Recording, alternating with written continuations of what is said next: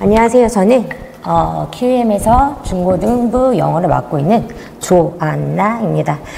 일단 여기 오신 분들에게 감사하다는 인사보다는 정말 존경스럽다는 말씀을 드리고 싶어요. 저도 두 아이를 키우는 엄마 입장인데 지금까지 아이를 키우면서 내가 그 아이한테 뭔가를 열심히 해줘야지 라고 해. 근데 그게 생각만큼 쉽지 않습니다. 오늘 여기에 오신 분들은 정말 큰 의지와 아이들을 생각하는 마음으로 오셨을 거기 때문에 정말 존경의 말씀을 드리고 싶습니다. 자, 저희 QM 중등부에 대해서 이제 설명을 할 거고요. 자, 선생님 파워포인트 한 번만, 여기 있구나.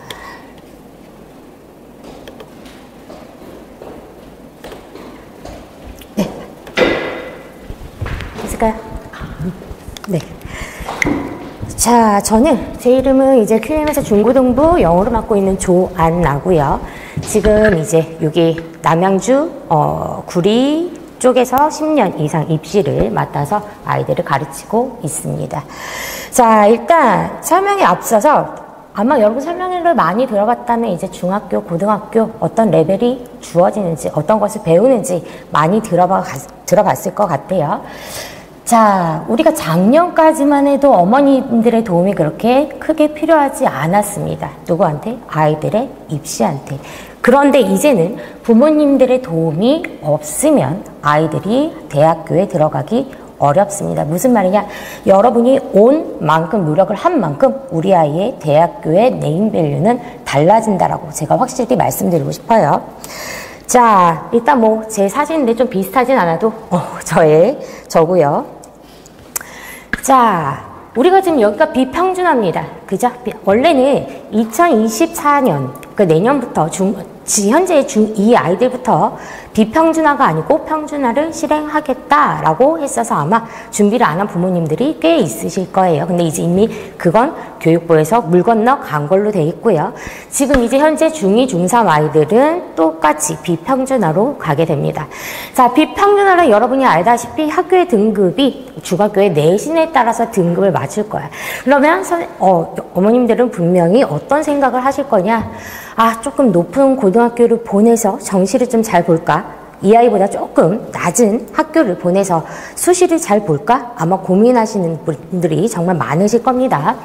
자, 올해 경기도 고등학교 입학 전형 일정이에요. 우리가 전기하고 후기가 있다라고 얘기를 할 수 있고, 특목고 원하신다면 예를 들어 마이스터고 또는 과학고, 체육고, 예술고 이런 아이들이 이미 중3였으면 준비를 마치셨을 거라고 생각이 됩니다. 전기 시작을 하니까요.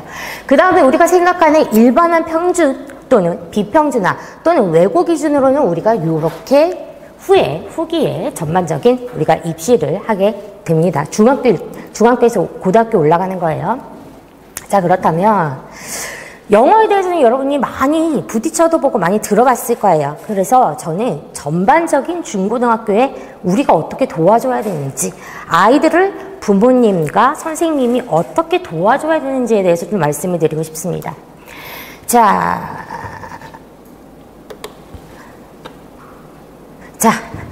예비 고1 기준으로 말씀을 드릴게요. 중2, 중3 아이들. 자, 우리가 요 아이들, 지금 여러분들이 아이들이 고등학교 갔을 때 대학교에 갈 때 필요한 것들이 수상, 영재, 독서 목록, 동사, 세특, 진로, 동아리, 자율, 행동 특성까지 있었어요. 이 부분이 거의 40%를 차지했습니다. 어디에서? 수시에서. 우리가 말하는 수시란 교과 또는 이렇게 우리가 성적과 함께 행동 양식을 넣는 것, 세특을 우리가 수시라고 얘기를 하는데 이제 올해부터는 이 부분들이 싹 없어지자. 무슨 말이야? 아무리 내가 상 한번 받아봤자, 아무리 영재, 독서 목록, 봉사 해봤자 점수 이제 1도 들어가지 않습니다. 그렇다면 무엇이 남냐? 세특, 진로, 동아리, 자율. 자, 그러면 세특이라는 거 여러분 많이 들어오셨을 거예요. 자, 세특.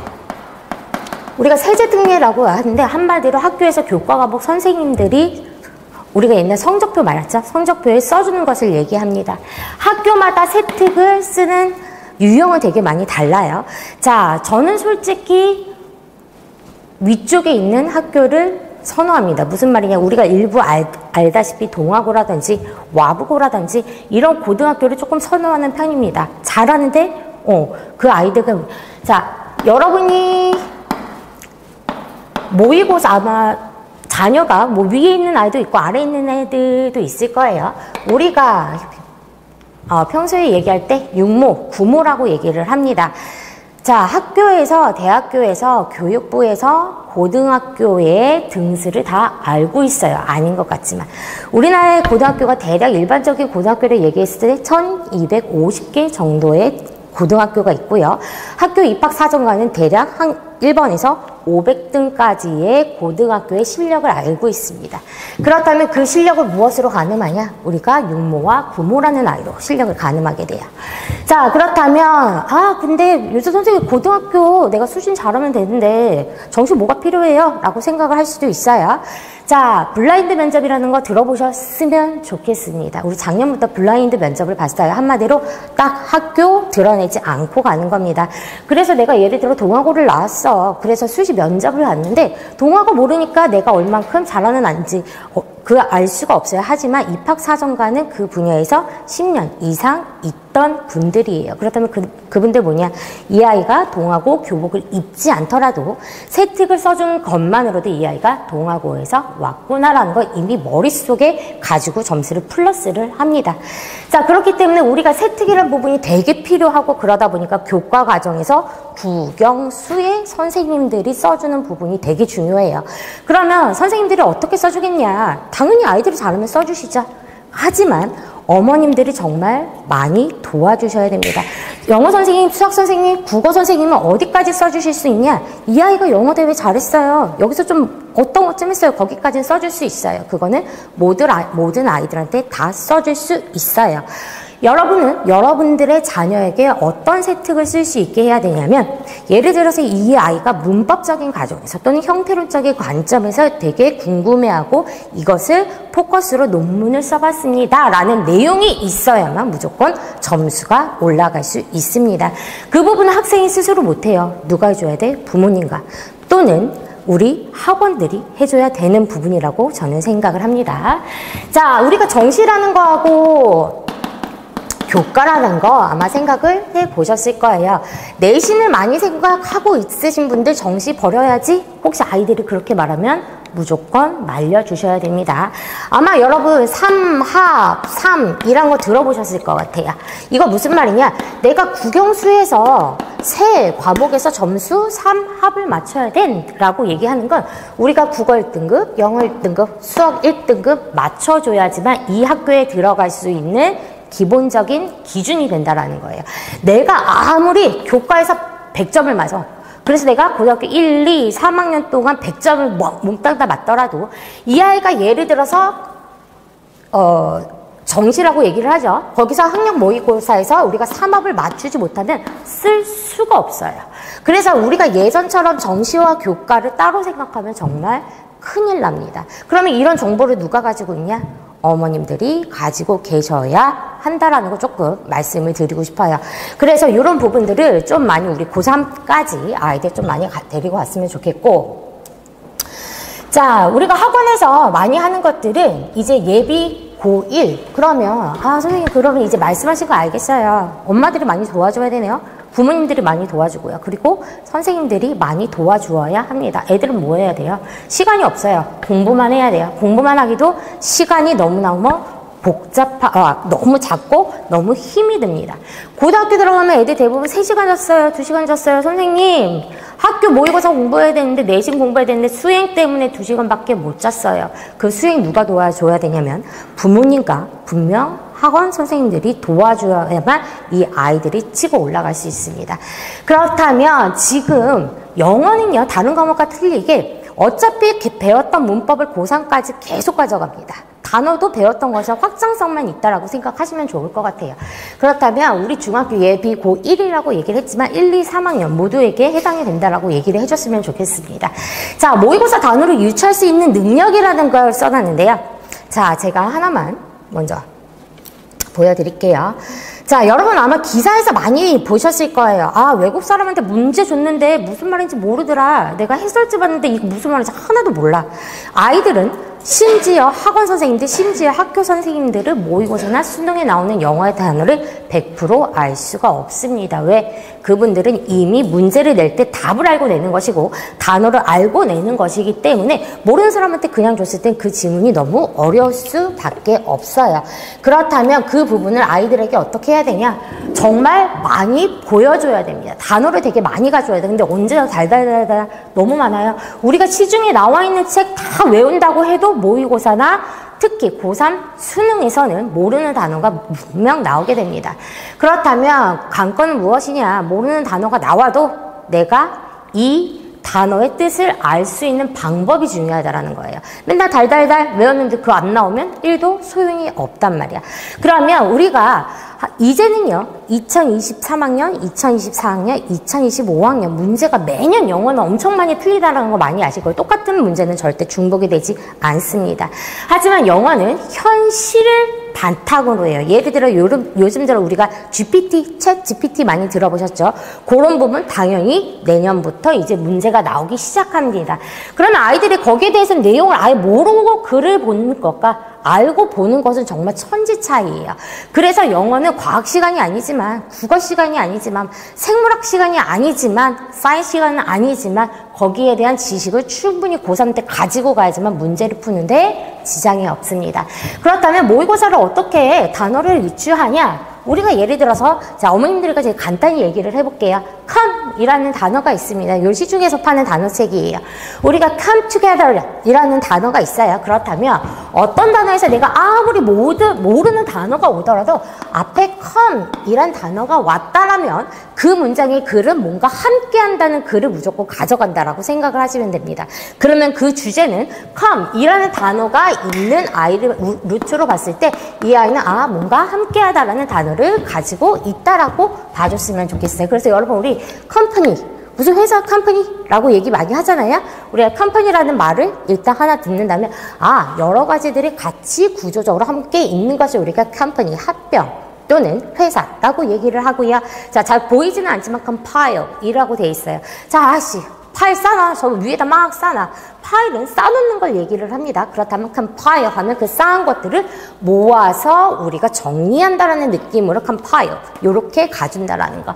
자, compromise라는 단어가 있어요. promise는 우리가 약속하다라는 뜻을 아마 알고 계실 거예요. 그럼 compromise 함께 약속을 하다. 그러니까 서로 의리를 지켜서 협력을 하다라는 거 우리가 compromise라는 단어로 유추를 해야 됩니다. 자, 아이들은 요 단어를 몰라요. 잘. condense. 그런데 제가 어머님들한테는 이 얘기를 해볼게요.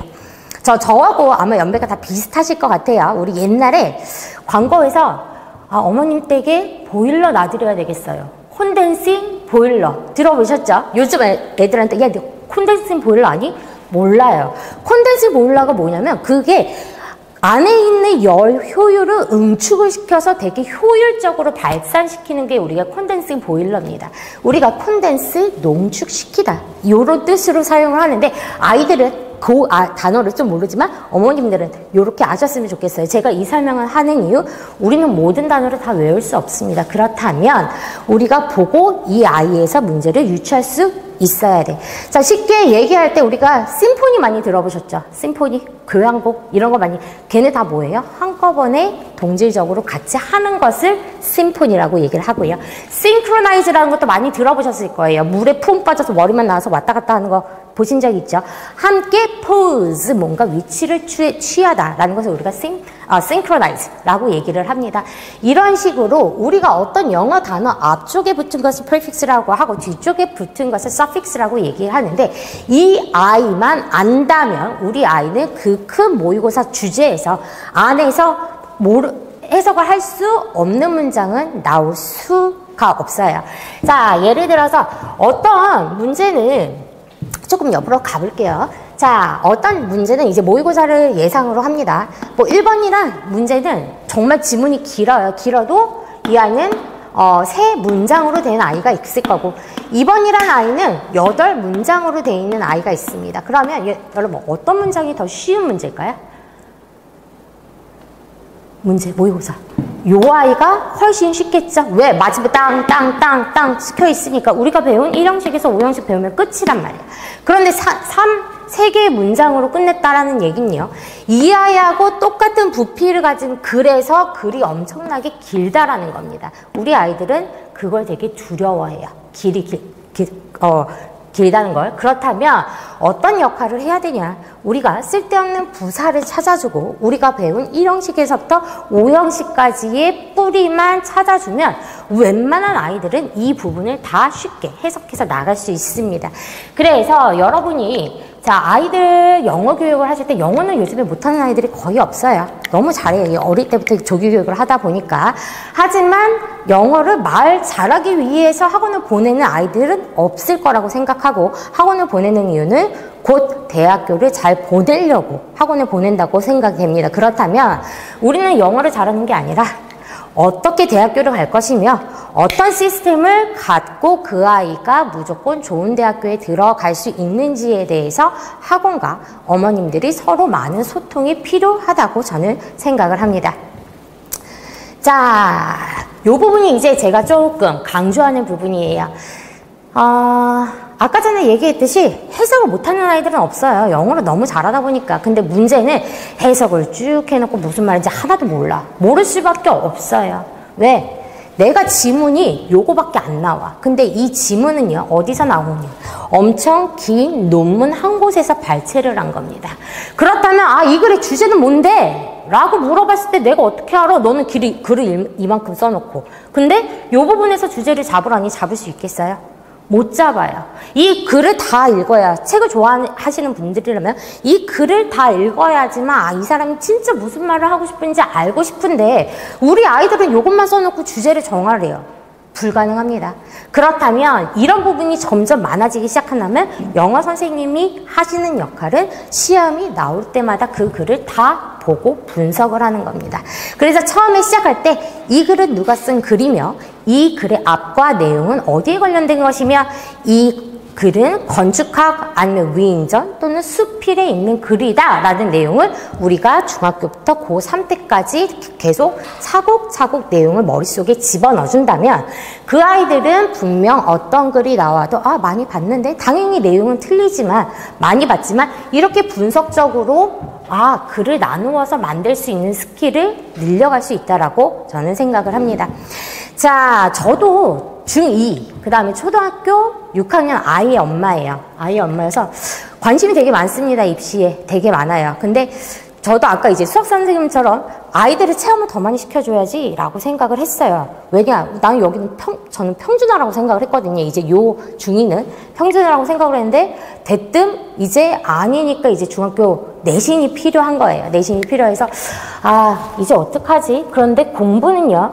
우리 지난 수능평가에 영어는 절대평가입니다. 90점 이상이면 무조건 1등급이라고 생각하는데 그 전전년도가 1등급이 10%라고 얘기를 했다면 작년도 그러니까 우리 수능에서는 1등급이 2점 몇 %밖에 나오지 않았어요. 그만큼 어렵게 냈다라는 거야. 그 어려운 게 영어가 어려우면 정말 좋은데요. 영어가 어려운 것이 아니라 내용이 어렵다라는 거. 그 내용을 아이들이 조금 더 많이 익숙하게 많이 풀어볼 수 있게 도움이 되는 학원을 여러분이 보내셨으면 하는 마음입니다.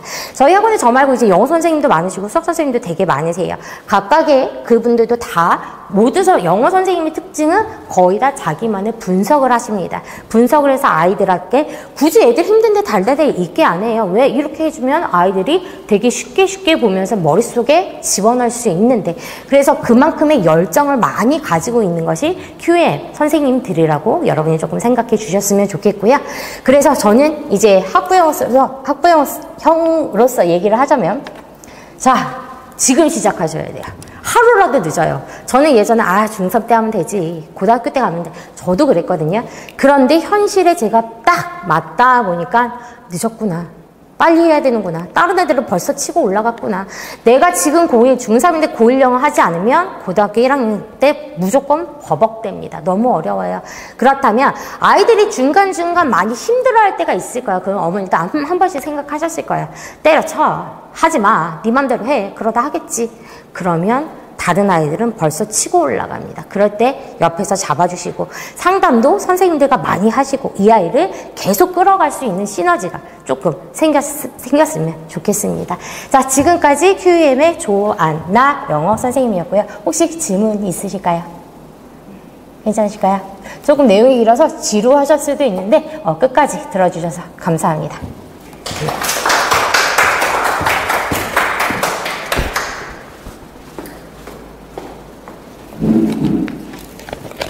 댓글.